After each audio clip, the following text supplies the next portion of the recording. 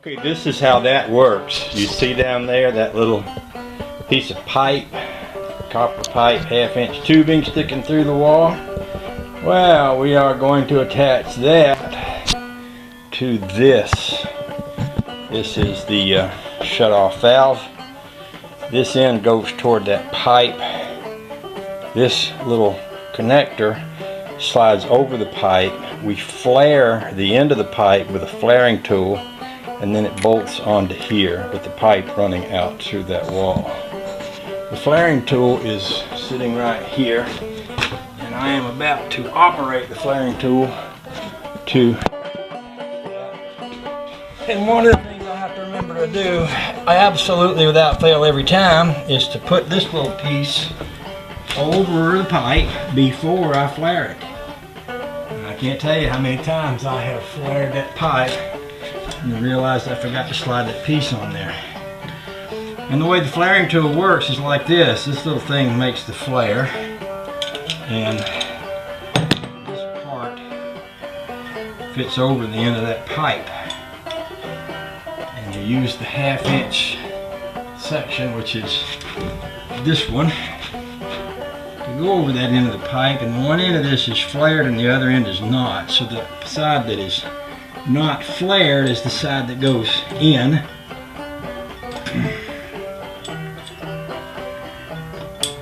Like this. And you want to leave enough to get a good flare on the end, but not so much that you get too much flare.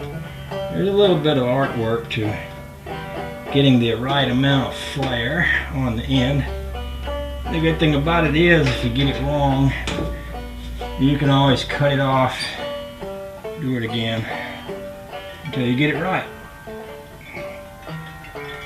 So with that piece on there, this piece slides over the end. You have to back this out to get it to go over, and then tighten it back in like this. And I've left a little tiny bit of that pipe showing, less than about 1/8 of an inch.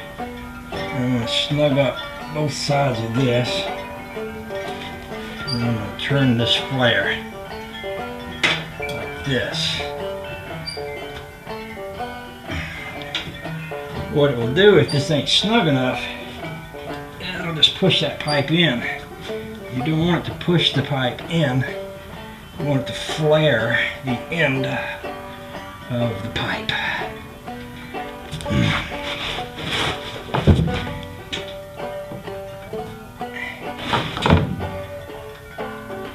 If you flare it too much, that connector won't fit over it.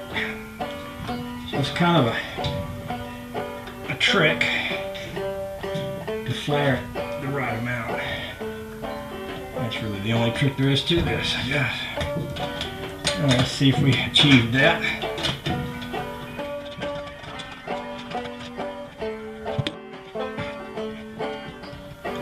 Nope, I did not. So, I can tell I didn't because there's no flare. What I did was just push that back. So what I'm going to need to do is reposition this again.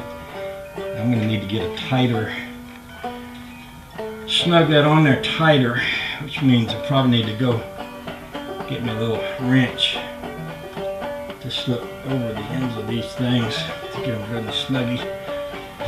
Go get me one. Sometimes I use a little box end wrench to snug those down. This is critical stuff.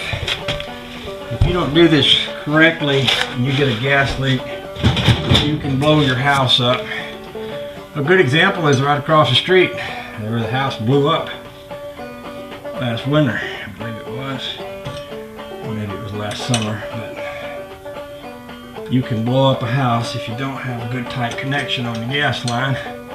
So, if you aren't sure about this kind of thing, don't even try it. I'm just saying. I'm just saying. Okay? Okay. Now, let's see. We got enough of a grip that time to get a good flare.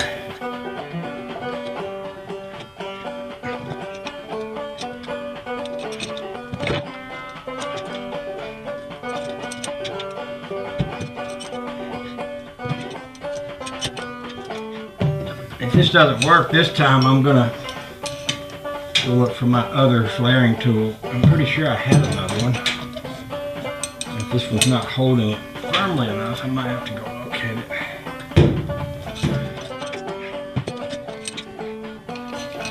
Okay, let's see if that did the trick.